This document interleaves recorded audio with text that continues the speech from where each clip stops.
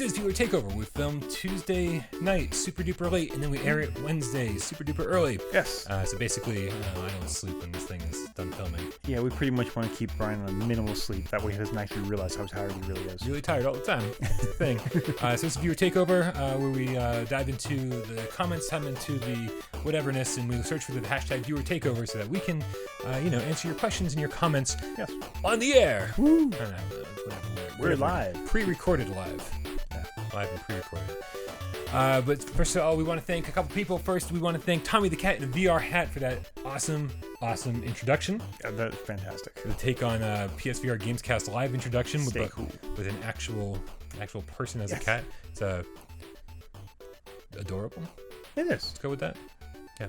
Tommy the Cat is my name, and I say unto thee. Someone out there finished that.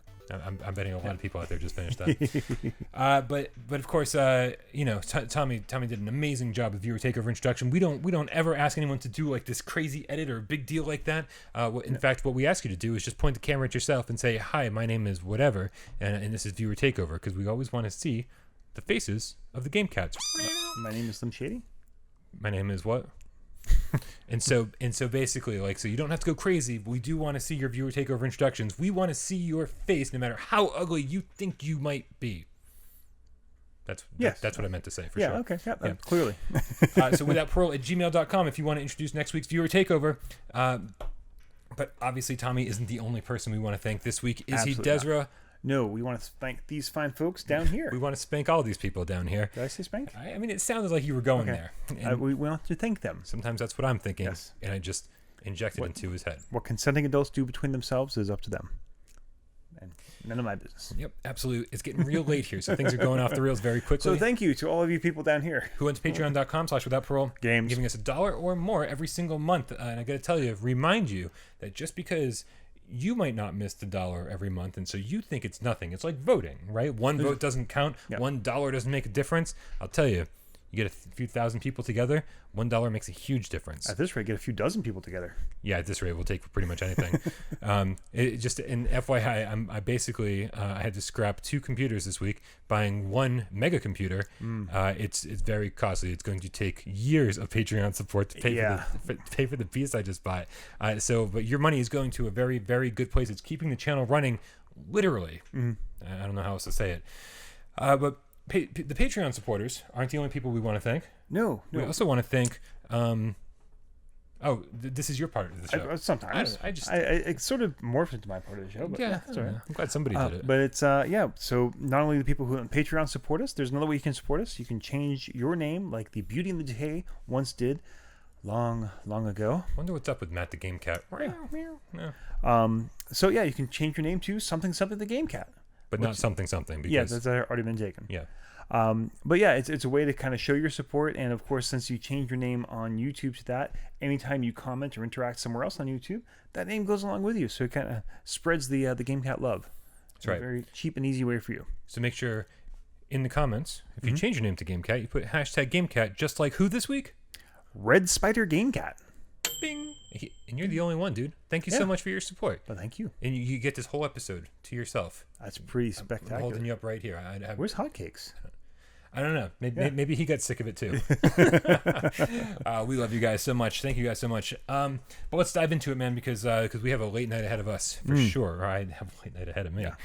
Like I said, every week on Viewer Takeover, we search for hashtag Viewer Takeover. We search for the comments. We search Discord. There's a whole Viewer Takeover channel on Discord server. Stop yawning. I'm so sorry. Right? You're boring them. I know. Right? You yawn here, they all yawn out there. I've been up since 5 this morning.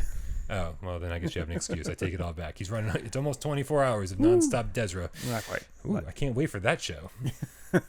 So the first Viewer Takeover question we get today comes from Derek Hart on the Downward Spiral PSVR review discussion. We'll say, but when we don't put up content on the channel, people actually watch that show. It's craziness. We should just stop putting up content. So when it's the only content, people watch it. Yeah. I think we just learned the lesson. Less content, more views. 1 show per month from now on. So Derek goes, Brian. Oh, hi. Hey, Derek. I know him. Did you know that you can hook up your Nintendo Switch to your PlayStation VR headset to play Zelda Breath of the Wild? Maybe it could be a hashtag Viewer Takeover subject to talk about this week. How do you feel about that? About being a subject? Yes. So All we'll right. talk about that next week. Okay, we'll get around to it. No, that is actually the topic of this week. Yeah. This week, which, by the way, I'm so sorry we didn't air this week. That had to do with the computer crash, and then a death in the family, and then I'm so sorry. Yes. It's been a rough week at the Parole Studios. It's been a rough week, I think, all around, Yeah. really. So Derek, so I followed a tutorial online to hook up my PSVR headset to my Nintendo Switch, and man, I don't know actually how to reverse the process. So it's gonna be a long night of playing with wires. Well, you followed the tutorial, then ignored the tutorial and read the description in the comments. Yeah, I don't even want to talk about how bad the video was that I watched, but they have millions of subscribers, so I'm not exactly sure what's going on there.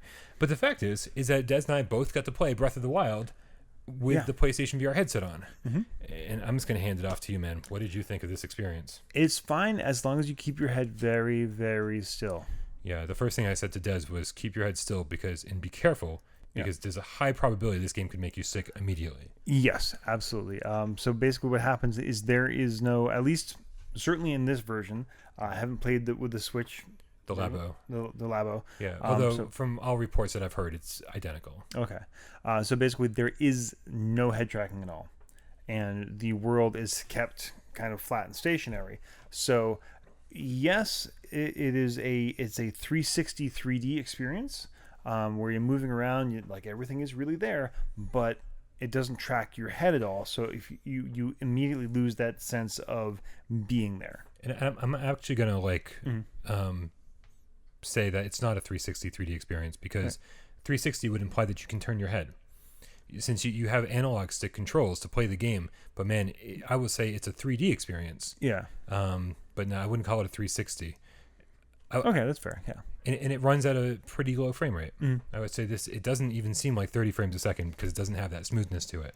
Yeah. So it is not, if you're hoping for, awesome Nintendo games at PSVR quality VR, that is not what this is. Now, I will say they're not ever saying that that's what this is. Oh no. Yeah, they're very clear that this is an experiment. This is a toy. This is not. Yeah, this is your $70 Labo VR kit. Right. It's certainly not supposed to be on the same level. I'm not upset about it at all.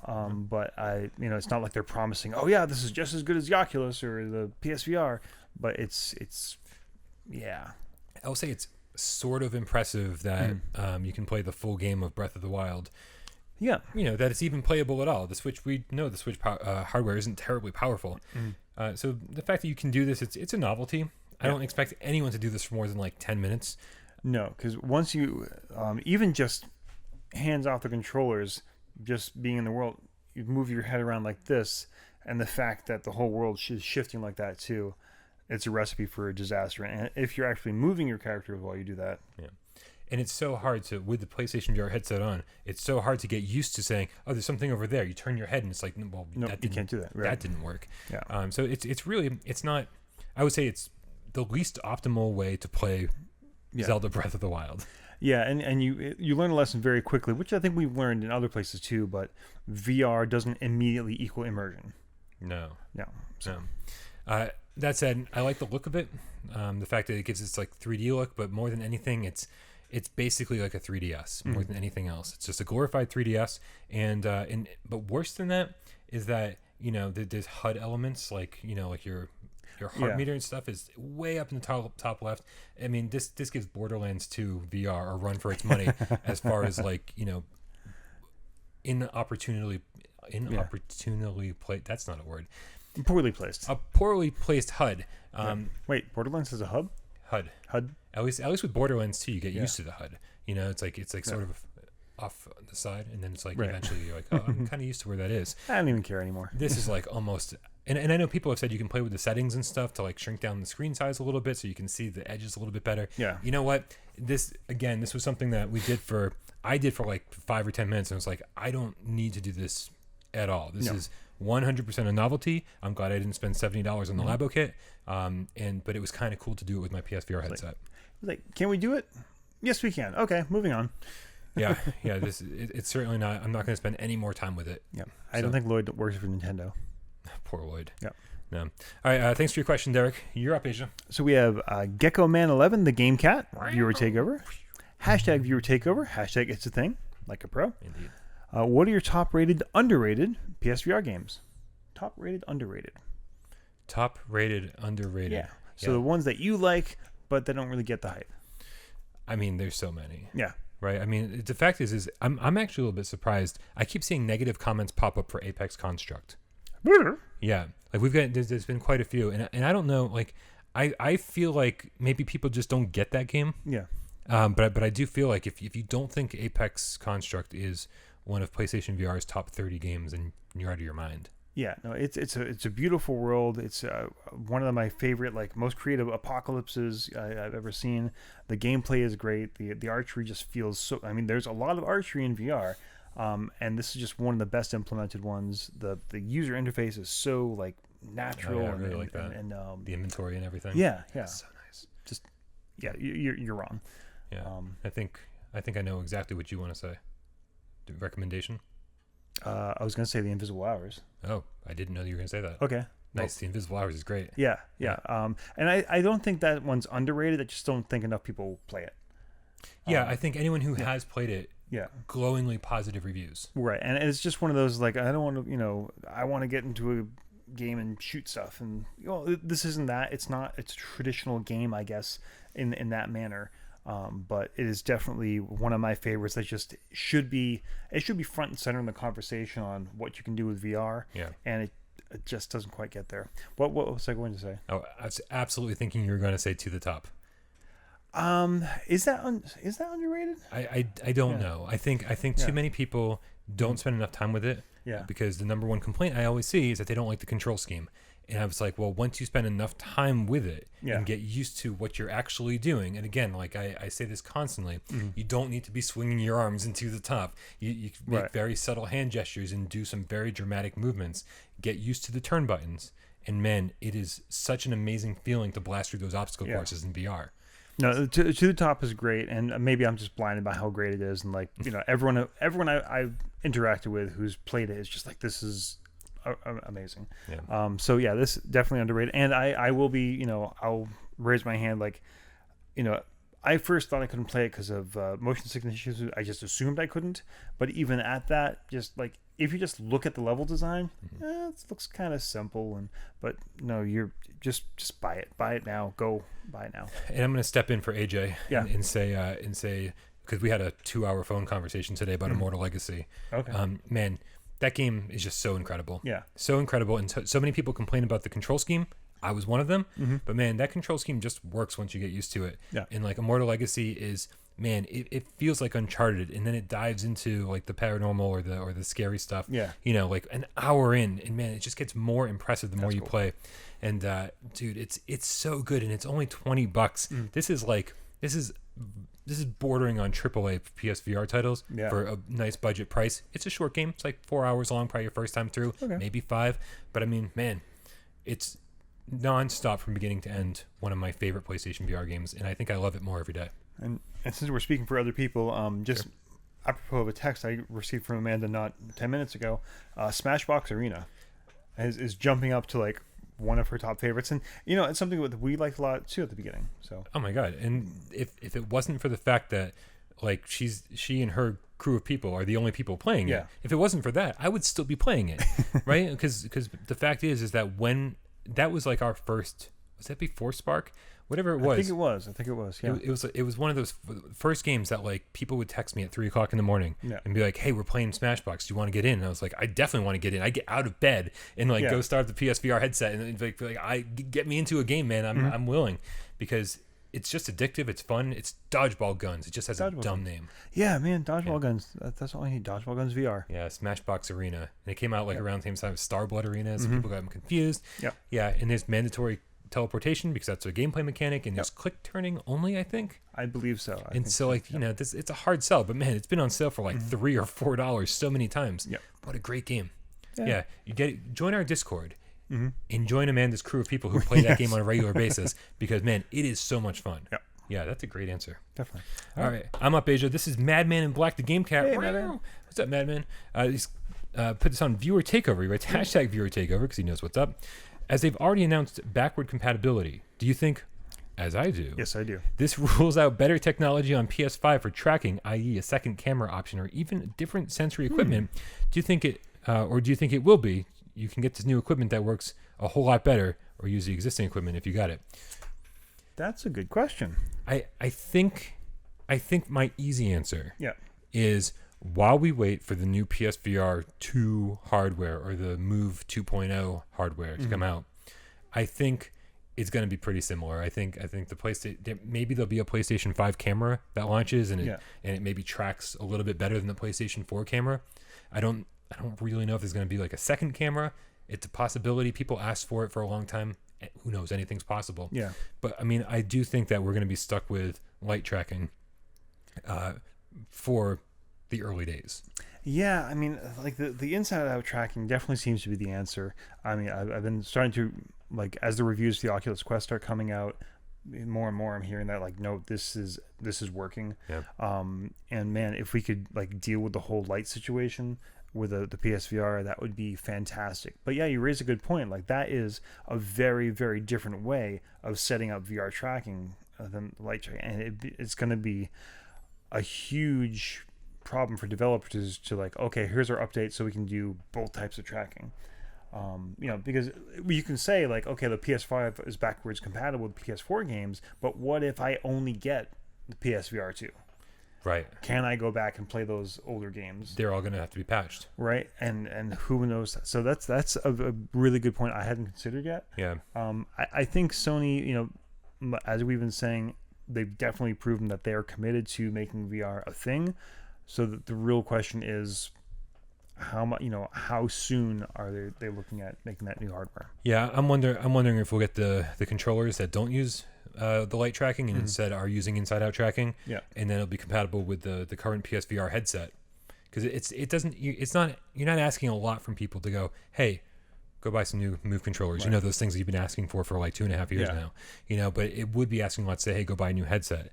So maybe they'll launch the new controllers with the new console and get all the developers on board and say, hey, we need you to patch these old games. I just think even past the, like, performance of the light thing, just thinking from a production standpoint, the less things they have to make make it work, the better their profit margin looks. So if I know for a fact there's someone at Sony who's like, how can we do this without the camera?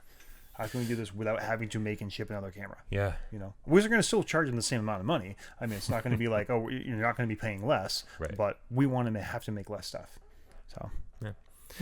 All right. So, yeah, I mean, it's all speculation at this point, Madman. We'll see what happens. We got our fingers crossed. Hopefully, I can only imagine with the Mark Cerny.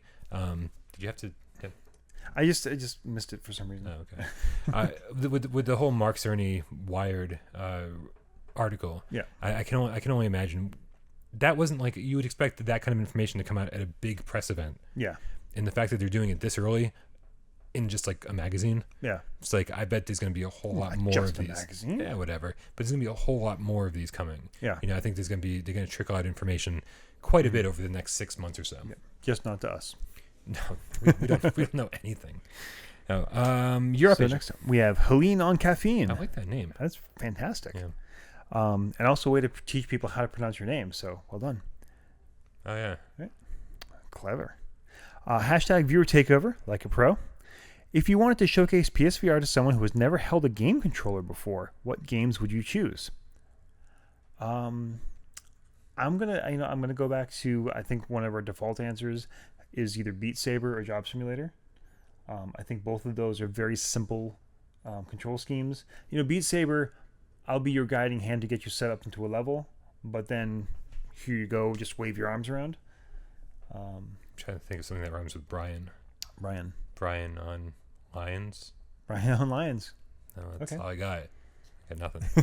Yeah. Beat Saber is a great choice. Yeah. Because, I mean, like, even it's as long as they have the right controller in the right hand, it's almost self-explanatory from that point on. Yeah, just like I said, you maybe have to navigate them through the menus and just kind of grab their hands and, Yeah. Which is always jarring in VR. Be careful. Yeah. And I will say, the lesson I learned from actually doing exactly this, like showing a bunch of people VR for the first time, choose no fail. Yeah. On Beat Saber, because it can get very frustrating, especially if you have someone who's never played games before. And I think Beat Saber, for the vast majority of people, there aren't going to be any like motion sickness issues. Right.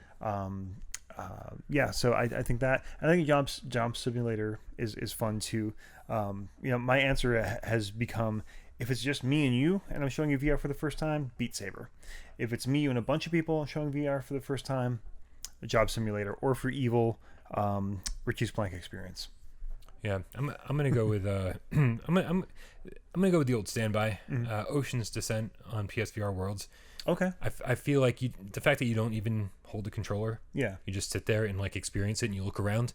I feel like if you're, for somebody who's never even held a game controller, like what a first nice little baby step that is. Yeah. Where you're like, oh, this is what VR is, and I don't have to do anything. Right. The game, it just plays itself and you just experience it. I'm a big fan of that. Yeah.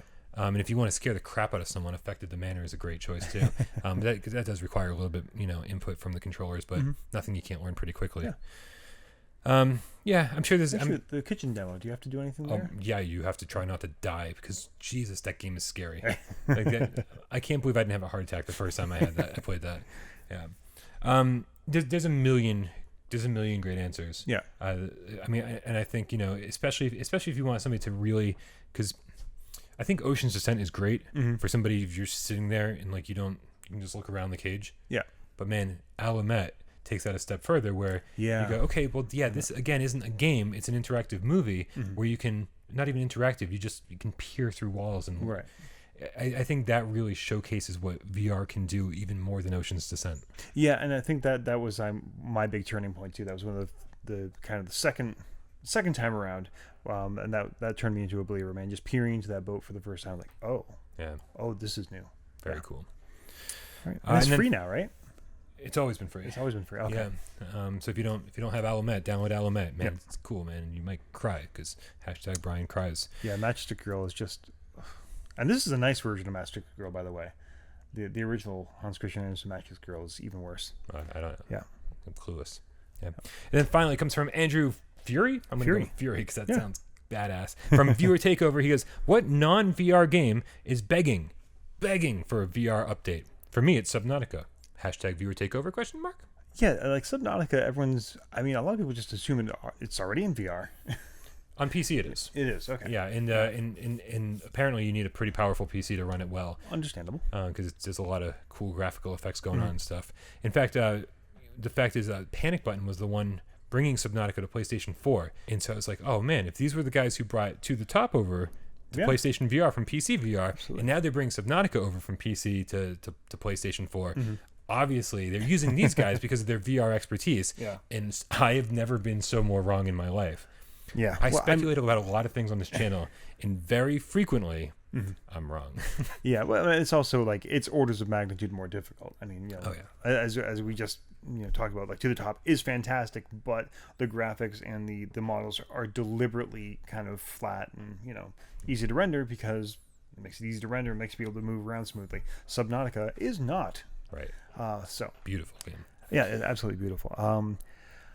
I this is gonna sound like I'm being nasty, but man, I would love to see Myst, Riven, and all those games. I'd like to see Abduction in VR. I'd like to see Abduction. Abduction. That was the first thing that came to mind. Like, no, that's too much of a low blow. Yeah. I'll be nicer about it. But no, I would like to see it in Abduction and working VR. But no, seriously, I would love to see the original Myst and Riven, and give me one like massive collector's edition that's got all of them, all in VR.